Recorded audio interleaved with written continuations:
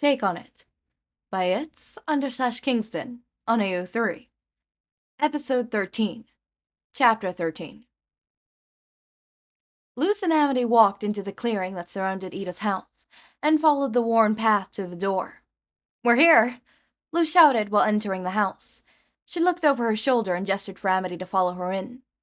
"Hey, kiddo," Eda said, entering the living room. Her gaze shifted to Amity, who stood behind Luz. "Hey, other kiddo," Eda said awkwardly. "Hello." Amity paused, unsure of what to call Eda. "Luz's mother?" she said hesitantly. "I'm her aunt, but close enough." Eda laughed, sitting down on the couch beside her. An uncomfortable silence filled the room as the three stood there, motionless.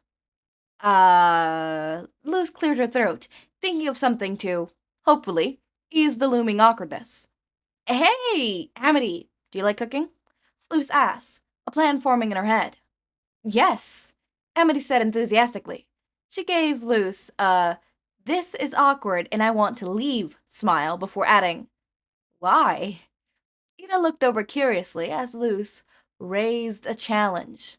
"I bet I can cook better than you." "No, really?" Amity taunted back. "Will you buy my lunch again if you lose?" she asked. "You'll be buying mine," Luz said confidently while sticking out her hand. "Shake on it." Amity reached out, grabbing Luz's hand tightly. She grinned at Luz before turning to Eda. "Could you be the judge of this?" Eda laughed. "Free food and power to crush a kid's confidence? Sure." Amity turned back to Luz, a look of confusion and partial fear on her face. "Is she serious?" she mouthed. Luz shrugged in return. She knew that Eda was probably joking, but she could never be too sure. Luz and Amity went to the kitchen and took stock of the ingredients. Luz decided to make pizza while Amity went with spaghetti. They both began cooking. Amity started boiling water and dicing the ingredients as Luz made the pizza dough. Eventually they finished. Luz took the pizza out of the oven, slicing the steaming slices onto a plate. Amity put the spaghetti into a bowl, adding the meatballs before sprinkling cilantro on top. Luz called Eda into the room. She wasn't told who made what to prevent any biases. "Looks good," Eda said, sitting down at the table. She tried both, first taking a bite of the spaghetti, then a bite of pizza. Eda murmured while chewing. She took another bite of pizza before turning to look at the pair. "They're both good, but..." She trailed off, seeming a bit sad she couldn't live up to her comment about destroying the self-esteem of a child. "The pizza," Eda finally said, looking over to see who won as she grabbed another slice. "Yeah," Luz said, pumping her fists in the air. "You may be good at studying, but kitchen is my domain," she declared, painfully nudging Amity. Amity rolled her eyes and laughed, walking over to try a slice of Luz's pizza. "Huh, this is really good," Amity said between bites. Luz picked up a fork and tried some of Amity's spaghetti. "You know, you're a good cook," Luz said, scooping up another bite onto her fork. "Thanks," Amity said back, her face a bit red as she tried to think of something to say. "Hey, kid, do you like..." Eda was cut off by Amity, who seemed to interrupt on purpose. "Guess I owe you lunch," Amity said, looking over at Luz. "Yeah, how about tomorrow, since you're sleeping over tonight?" Luz said, before quickly realizing. "Wait, where are you going to sleep?" "On the couch," Eda suggested with a shrug. "Sure?" Amity hesitantly agreed. She sounded like she didn't want to, but wasn't going to argue with the house owner. "I have a sleeping bag and we could build a pillow fort," Luz quickly suggested, seeing Amity's dismay. "Yeah," Amity said back, happily grinning. After realizing it was 9:30 p.m., Luz and Amity decided to go upstairs and begin their pillow fort. Luz got the extra pillows and blankets while Amity started constructing the mini base. After a failed attempt in which the fort collapsed on them, they finally got it to balance. "So, what movies do you want to watch?" Luz asked from her position in the fort. "That one looks good," Amity said back, pointing to a movie on the screen. She grabbed her sleeping bag and joined Luz inside, settling comfortably beside her. "Yeah, I heard it was good too," Luz agreed. looking at Amity, realizing the space between them, or lack thereof. It would only take a second to close the distance between us. To kiss her, Luz thought. She instantly shook the thought away, choosing to focus on the screen and ignoring the burning sensation in her face. No, no, no! I can't think like that! Similar thoughts plagued Luz as they watched the movie. She could pay attention as she continued to trail back to her earlier realization. I have a crush on her, don't I? Which was followed by, she probably doesn't like me or girls, which was similarly followed by, unless she does. This continued for almost an hour before Luz finally distracted herself with the movie playing on screen. After a jump scare, she realized it was a horror flick. Luz was enjoying the movie, watching the bad guy almost win with the last survivor beating them, like always. The villain was caught, but escaped, a normal setup for the next movie. The credits began to roll as the movie finished, and Luz looked over at Amity, who was asleep.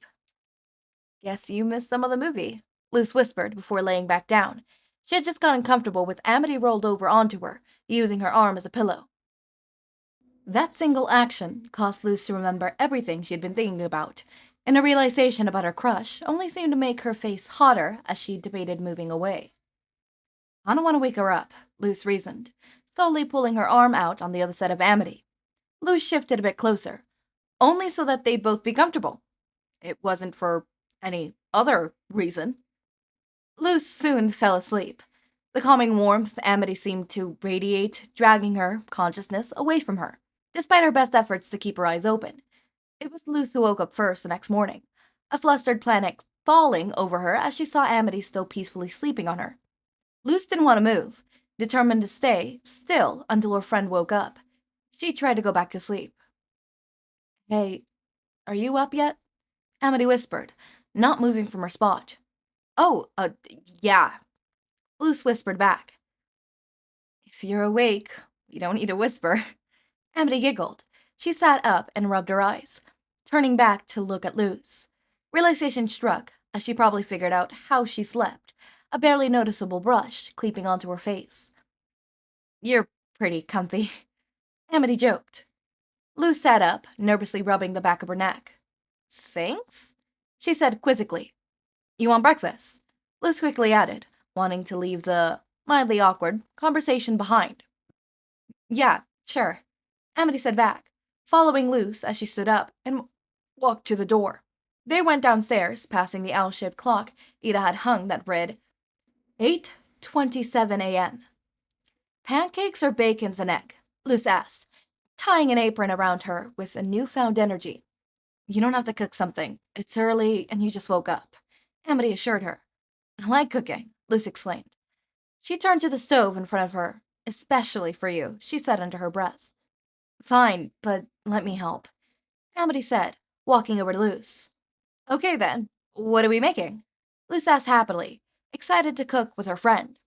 Whatever you want, Amity said back, earning a sigh from Luz. You never pick anything, Luz said, stressing the words. I want what you want, she reiterated.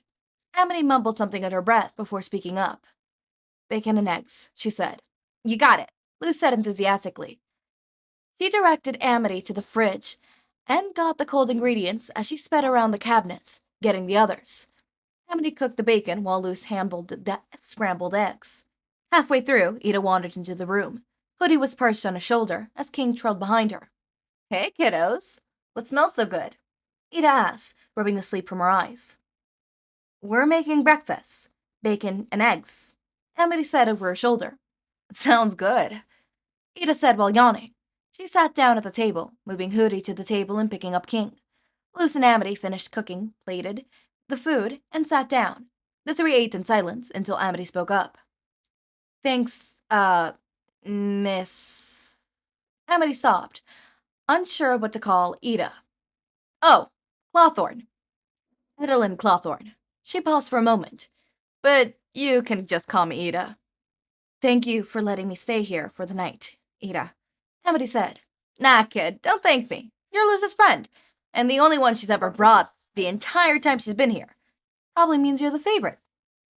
Eda said back. Her tone was light, like she was joking. But if you listen carefully, The worry seemed to shine through a bit. Eda! Luz groaned. She glanced over at Anime, who was staring down past the plate, at the floor. Her face was a light red, but Luz didn't think anything of it. So, what do you want to do today? Amity asked while standing up and putting her plate in the sink. Other than having you buy my lunch, I'm not sure, Luz said, smugly, while finishing her breakfast. Do you want to go walk around? Maybe we'll find something fun to do, Amity suggested. Luz hummed in agreement before she went upstairs, dragging Amity behind her. We're still wearing yesterday's clothes. We fell asleep in them, Luz exclaimed, grabbing a clean pair from her dresser. You can wear some of mine, she offered before heading to the shower. Luz got out of the shower and changed into her clothes before stepping out of the bathroom. Feels like this has happened before, Luz joked as she passed Amity, causing her to laugh. As Amity walked out of the bathroom, Luz couldn't help but stare. Maybe it was because her hair was down for once, or maybe it was how she was wearing Luz's oversized shirt. Luz was able to choke out the first thing that came to mind, in an attempt to ease the awkwardness that came from her gaze. You look beautiful. This did not ease the awkwardness. Neither of them were expecting it, though it was probably Luz who was caught more off guard by the betrayal of her own brain. Amity's face reddened as she fitted it with the hem of her shirt. Thanks. You look good too, Amity said back, a wide smile plastered on her face. Yeah, thanks. Luz wasn't sure how she managed to respond. Her face felt like it was on fire and her mind was almost blank. The only thoughts were about how much she regretted talking at that moment. Should we go? Amity asked, awkwardly gesturing to the stairs. Yeah. Luz was currently on autopilot, her mind distracted by the current events. She said I looked good too, but that was probably being polite in a friendly way. I can't believe I said that.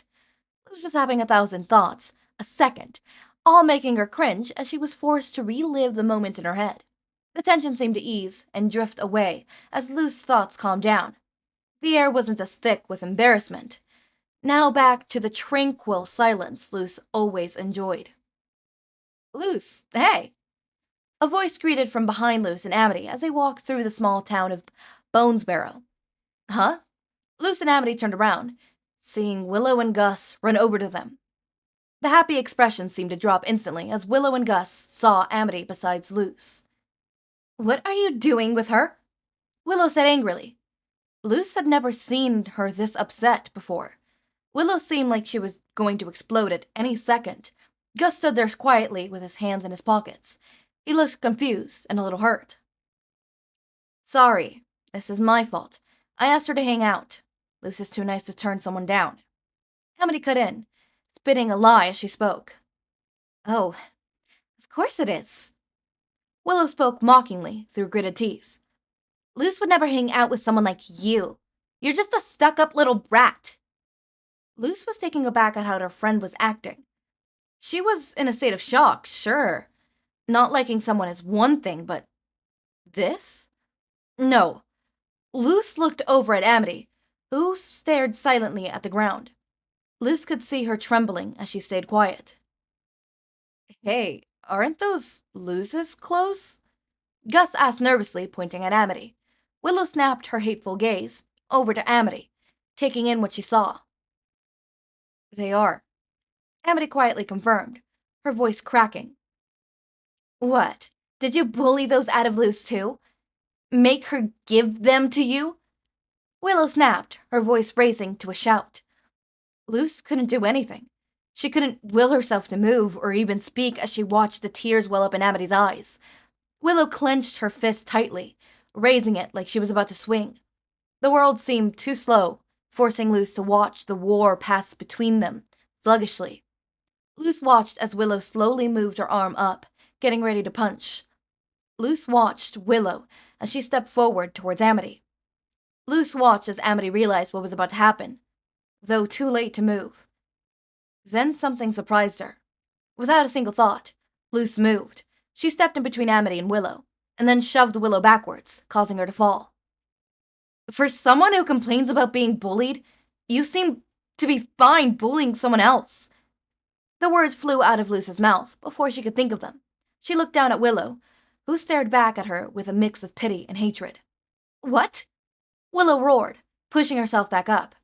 I'm helping you, she yelled, her normally peaceful self gone, replaced with a being of hatred and anger, of pain and suffering. No, Luz yelled back, trying to get the situation under control.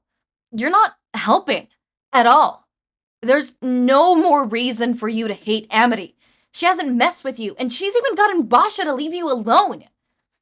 Oh, so you're gonna stick up for her? Willow said hastily. And you too good for us now? Is she your friend now? Willow screamed. She looked at where Gus stood for help, but he had left long ago, not wanting to be involved in the yelling match. It's either her or me, Willow demanded, turning around and storming off. Luz was stuck in place. Her world seemed to fall apart as she watched Willow march away. She quickly turned around, only seeing Amity running the opposite way. It was as if the world was being pulled apart, and Luz was in the center, destined to fall in the cracks that split. She felt weak, like she couldn't have done anything more at the moment.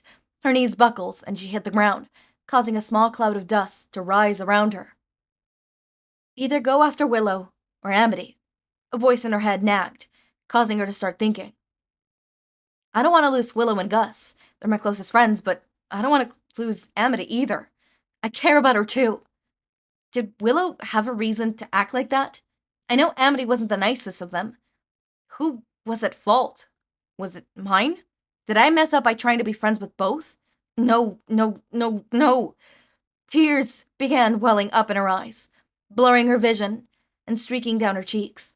Luz raised her hand, wiping the trail of tears, before lifting her head. She tightly balled her hands into fists, clenching her eyes shut as she racked her brain for some answer, some way to fix this, or reasoning to help, but she found one. Only the voice of Willow filled Luz's head. It's either her or me. Willow slowly stood up and brushed the dirt off her pants. She wiped her eyes for a final time and took a deep breath. She looked at the direction Willow ran to, before running the opposite way. Only one thought ran through her head now. I need to find Amity. Surprise, surprise. It wasn't the lock screen. Okay, but I did think, I think I did voice this, that it was either going to be the lock screen or they were going to be out in their outings when something happens. And what happened? They were out in their outings when something happened. I would say I could understand where Willow's coming from, but from the sounds of it, Amity never really did anything to Willow directly. It was just not doing anything.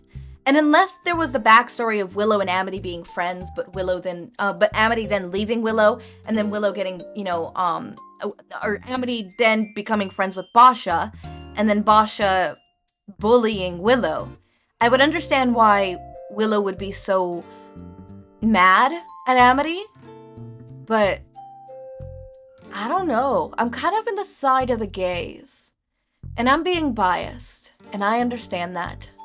I don't know. I wanna hear what you guys think. It's I need more information to be able to fully say, like, oh, this person was in the wrong, or this person was in the wrong, or no one was in the wrong, and it's just a bunch of misunderstandings, or this or that, or whatever. So, like, I can't really say what I believe because I don't have enough sufficed evidence. So, I demand more evidence. Kingston, I demand more evidence. I was a little worried because I saw self-deprivation and stuff, but okay, this was not as bad as I was thinking. I need to remember, it's you, Kingston. Kingston, look, love you, Kingston. I really do. You're an amazing writer. You're one of my faves. I'm, like, subscribed to you, so every time you post anything, it automatically updates me. But, I will say this.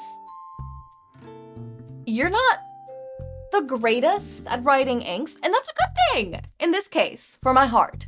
You know, I'm evil. Like, I'm actually evil. Like, I'm writing a story right now where Izuku is literally in an abusive relationship and he won't leave.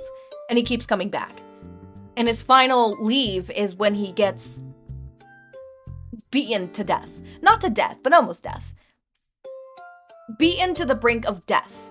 Alright? And even then, he has a hard time leaving. Why? Because I know the psychology behind abuse victims, and no matter how many times they get beaten, sometimes they genuinely cannot see that harm that's happening, and sometimes they can see it. Sometimes they understand it, but for some stupid reason, they're tied to their goddamn abusers, and they try to find excuses for them because part of them wants to stay. Part of them wants to be there, and sometimes they know deep down that the person will never change, and part of them is okay with it. And that makes them scared because they're okay with this. What else are they okay with? Sorry, speaking from experience. Anyways, there's that. Then there's a time I killed Izuku's mom, like multiple times. Then there's that other story. Then there's that other story. Let's just say I put Izuku through a lot of shit. Okay? I put them through a lot of shit. Kingston, you're lucky I don't do any Ochako Toga fics, because if I did, I would put them through the gutter. They are in my fanfiction sometimes, though, as like a side pair. But they're in my fanfiction sometimes. Side pairs, again. Not like main entourage or anything like that, like the main. But there is some fanfictions that I have where they're in the side, and it's always really cute, really nice, and always fluffy. Never angsty. And you better hope, because if they were ever the center of focus, oh, the ringer I would put them through. Mainly because I'm evil. I'm evil. But I'm also really cute. I like fluff. Okay, look, I'm balanced. I could give you the most absolute, brutal, gut-wrenching angst there is. And then I could give you fluff.